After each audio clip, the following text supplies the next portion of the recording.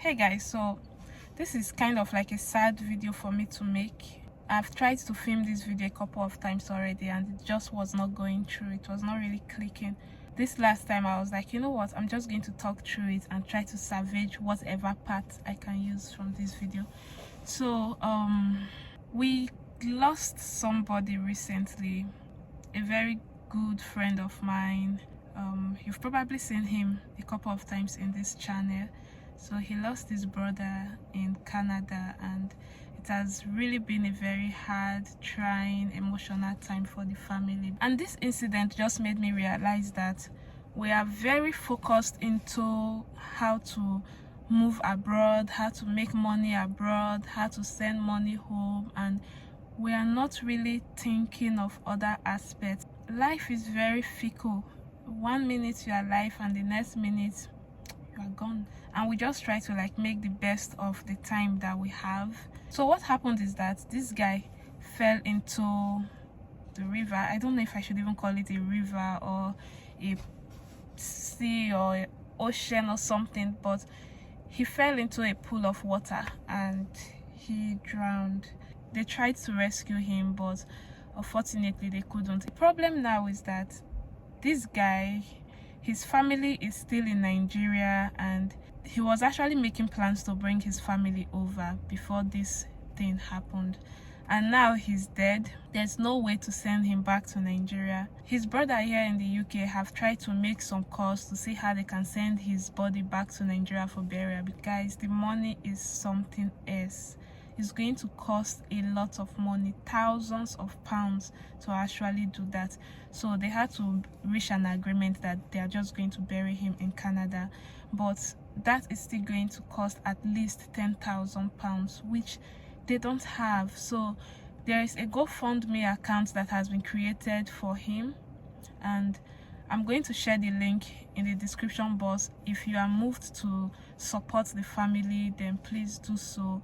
If you've been watching my videos, you'll know that I'm not really someone that will come out and ask for money. Like, I would rather give than receive. It's just that in this situation, I don't really know what to do anymore. So I'm making it open to the public to see if we can gather some help and try to support the family, because guys, they are really going through a difficult time right now. So we're trying to raise about £10,000, and so far we've only been able to raise about £1,000. So anything at all would really go a long way, because the burial time is drawing very close, and his brother here is actually making plans to go to Canada for the funeral. So because of this incident, I've actually been forced to ask myself a lot of questions. Like, yes, it's true that we want to make money, we have families to support back home, but nobody plans to die. Everybody's going to die one day. What exactly are you planning to secure those that you leave behind after you pass away? This reminds me of a story of a nurse. This story is actually very close to my heart because I actually know this woman, and she went to work one day in Northern Ireland here. I've even worked a couple of times with her, and she went to work one day, she went home, slept, and she never woke up. She has 2 kids. She was raising them alone, and it was really hard to bury her because there was no other person, but the place where she worked was able to like do something to support the family. So why am I even talking about this story? A lot of times we go to work, we work morning to night. We are working 7 days a week. We are working. We are not really taking care of ourselves. Our body needs break.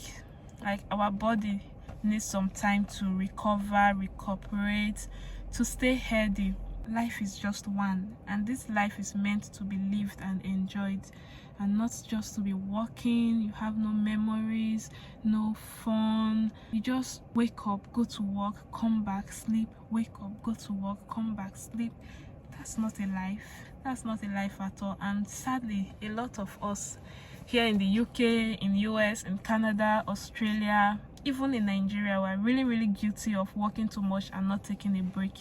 So guys, please, I want to really beg you, plead with you, take a break.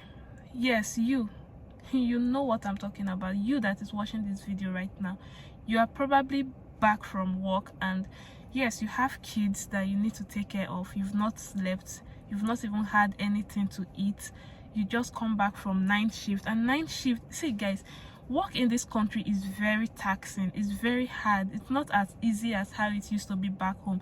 I remember back home in Nigeria, if I'm going on a night shift, I'll pack my wrapper, I'll pack headphones, I'll pack, because I know that during the night between 12 to 6 a.m. it's quiet. Most of the time you're even going to sleep on duty, but here you dare not even sleep on duty. I remember when I just came back from maternity leave, my baby was about, I think 6 months then, less than 6 months. I think I came back to work early, so my mom was still around with me, so I would leave my baby with my mom and then come to work all through the night. And during the night I would express milk, and so that my mom will be able to like feed her while I'm able to sleep a couple of hours when I return from work.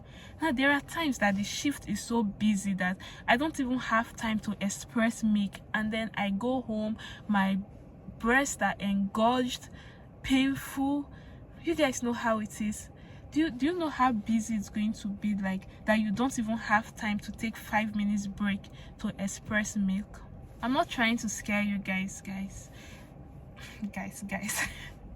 Anyway, I'm not trying to scare you, but I just want you guys to know that in as much as we really want to make the money, we should take some time off for ourselves, to rest, to eat, to drink, to relax, to travel, to have fun. I just came back from a 1-week vacation. Even though I did not travel out of the UK, that 1 week I did not do any agency shift. Usually when I'm on annual leave like that, I will take like 3 or 4 agency shifts. But this week my husband was like, you are not taking any shifts, you are not going to work, we're going to travel, we're going to have fun, you're not even going to do YouTube. Even when I said I was going to be posting daily pictures and videos of our trip, guys, that first day I tried to do it, I had to wake up by 2 a.m. to post videos and pictures of our trip that day. And I was like, no, I can't do that. I can't be up all through the day and then at night I'm trying to look for pictures and videos to post. So I'm actually owing you guys pictures and videos from that trip, but don't worry, I'm going to do that. So anyway, back to my video. I don't want to digress too much. So guys, apart from taking time to rest while you are working abroad or in Nigeria, you also need to plan for what is going to happen if you pass away abroad. It's not as easy as if you are back in your country, and you know, if somebody passes away, you are not alone in Nigeria. You have friends, you have relatives, you have family. They are going to put head together. You know that the people you leave behind are going to be supported one way or the other. It's not like that abroad. You are on your own. If anything happens to you abroad, the family you leave behind is going to suffer it. And that is why there's something called life insurance. Now, I've not actually been a fan of life insurance because I've heard stories. My husband watched a lot of crime documentaries, and he would tell me stories about people that, like, husband, wife, children, and then the husband would kill the wife just to claim the insurance money, or the wife would kill the husband to claim the insurance money. There is one that he even told me that the husband killed, I think, 3 of his children just to claim insurance money. And it was when he kept claiming that they had to like look into him and be like, why is it that he's the only one benefiting from this? So they had to do an investigation and discover that those deaths were not accidental at all. He actually killed them just to claim the money. So when you hear stories like that, you'll be like, nah, I'm not even going to do insurance. I'm not going to do life insurance. I have a very long life to live. Africans, we don't really believe in life insurance. You guys know that we don't believe in life insurance, but I think that it's going to be a necessity now, especially if you plan to travel abroad. I think it should actually be part of the things that you plan to like put money aside for. If you have a life insurance in place, then you don't have to worry about the funeral costs, what the people you left behind are going to survive on, because the insurance is going to take care of that. Most of the time the insurance company, they are going to be the one to pay for the funeral, and they are also going to be like giving the people you leave behind like monthly stipends. I don't know if it's a monthly stipends or if it's a one-time bulk amount that they just pay out. I'm not sure, because guys, I've not really paid a lot of attention to life insurance, but now I think I have to. Like, nobody plans to die, like I said before. Nobody plans to die, but everybody's going to die. So it's better to just start putting some plans in place so that the people you leave behind are not the ones to suffer, and they don't go bankrupt trying to like prepare for a funeral and then trying to survive, especially if you are the breadwinner. If you are the one that everyone is looking up to financially, then please consider having a life insurance in place so that your hard work will not be in vain. Because what is going to happen if something happens to you? What happens to the people that you leave behind? It's actually really, really sad. So there are different life insurance companies, there are different policies that you can take out. Just Google it and a lot of them will come up. There are different amounts that you can be paying monthly. I think the higher you pay monthly, the more the payout is going to be. So if you are taking out a life insurance and you are going to be paying like £10 a month, then maybe your payout is going to be like probably £100,000. But if you decide to be paying like £30 a month, then your payout is going to be like maybe 300, 400,000 pounds. So it just depends on the package you pick, and it also depends on some factors like your age, your medical health condition, your fitness level. I think it depends on stuff like that. So anyway, like I said before, I'm not a life insurance guru. I've actually not given this a lot of thought, so I'm not going to advise you guys on what type of life insurance to take. I just feel like you should consider it so that at the end of the day you know that your work, your life work, it's not going to be in vain. So if you are really, really concerned about the whole, what if I become a target because I take out a life insurance, what if everybody starts targeting me?